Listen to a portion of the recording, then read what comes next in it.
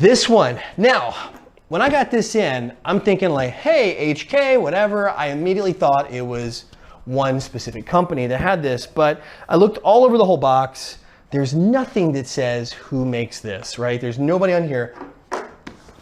So this one's a little confusing to me, right? I get it, and I open it up, and I'm like, hey, this is the new G3, but it's from WE.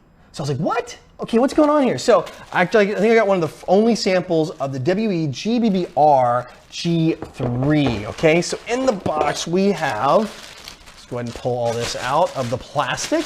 I was kind of surprised. Like I said, I was really surprised when I opened up the outer packaging in this one. The way it was packaged, I had to open up the outer box to get into this, and I was like, wait a minute. Okay, I want to kind of show you guys this one on the video here. So full metal, polymer where it's polymer, metal where it's metal. This is GBBR, so you can lock it back, you know, like the real one. Let it go, safe. You hear the hammer click. On this, like I said, gas goes in here. Thank you for changing this. If you guys don't remember, WE used to have one that was a little, how can I say, not really incredibly appropriate. It had a little different. Now they got the dragon version here. It looks like an alligator or a dragon. On this is speed loader, by the way, if you're wondering like what the heck this thing is. Actually quite well made on the speed loader. Like the quality of the plastic's really well done. Even like the spines in the back where your fingers go. I have to say, like, honestly, it doesn't match like a Milsim type rifle. Like you don't really have this in it. Also underneath here, what do we got? A little takedown tool. I'm guessing it looks like for the size of it, probably up here for the barrel nut, maybe. Let's take a peek real quick. Since we got this thing, oh, okay, okay. I heard about this too. So on this one, you can kind of adjust the rate of fire. Apparently the rate of fire is a little slower on this, like kind of a slower rate of fire. On this one, you can change in the spring here in the back. You swap this one in, it's like a longer one, I think, and then it will change it. But when you do that, you won't be able to lock it back like this. I think it's short, it's kind of like short, it kind of short strokes it on that. So on this one too, I'm gonna take the pin out. We're gonna just explore the front really quick. If I can even get this front off, there we go. Okay, here we go. That is where the tool goes. It's for this nut right here, for the barrel, I don't know why. And then, okay, that's your hop up right there. That's what that is. So this is to keep that barrel on. Your hop up adjustment's actually inside of here. It's this outer ring piece with like kind of grooves.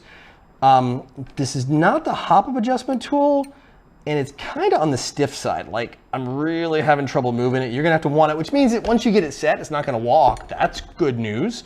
Everything's, is that plastic? I think that ring is plastic. Everything else seems metal, except for the grip and the stock and the piece I just took off. All these are pins, takedowns on that. I'll get into, again, full review on these things, show you guys. I wanna give you guys a good first look on it. What's confusing though for me, and just to be brutally honest out there about these, is I'm a little confused at what Umarex is doing right now. Because on the market, they actually have two companies making their G3. They have WE and they also have VFC. Both are doing the same gun, like literally the same gun, in the same platform, in the same format. Both of them are GBBR. So I'll have to get a hold of them. I'll get a hold of a VFC one. This one looks like it's got a last run cutoff. Yeah, so it's got a last run cutoff dry fire switch on it too. On that, yeah, it says push down to allow it. So you got a little dry fire option on it. What I don't understand is why they got two vendors to make the exact same product. It's kind of confusing because I don't think, my guess is, just I could be wrong, but W and VFC stuff's never historically been compatible. I don't think we're gonna be using the same magazines because these things kind of released around the same time. They seem like they're competitive to me. So I'm just curious of why they did it and what they did it for. So just heads up, if you guys are looking, try them both out. I know they're both out there in the market if you can get them in your market areas. I don't know if you can pick up the GBRs in the States, but I know most places you're gonna be able to get them. This did drop, so just make sure if you're gonna pick up one ecosystem, You're gonna be probably, I'll confirm with you guys if I'm gonna do a full review on this, you're probably gonna be stuck with the gun. I don't think we're gonna see compatibility. That's usually pretty odd, if I do say it so. But overall, pretty good. You know, got like a serial number here on it and all that. Looks really solid, nice, solid metal, no play, no wobble, no nothing. Got some decent weld points on here. Overall, kind of looks like it. The only thing on here is just says licensed trademark. Nowhere on here would you realize it is WE at all. Pretty interesting. So anyway, that's that on these three. That's kind of what I got going on the unboxing right now. What was your favorite? What'd you guys think? I'm curious, which one of these do you mean to do first? You mean to do the Bolt? You mean to do the actual, the Aries? Do the Sharpsbro? Do you mean to do this one? What review do you mean to dive in deep on first and put out for you guys so you get like a full in-depth, you know, good old airsoftology one? Let me know in the comment section below. Also, is there something new coming out you want me to do a video on, like something else that's fresh and new? Let me also know on that one. So anyway, until next time, go out, play some airsoft, have some fun, but no matter what you do, call your freaking hits.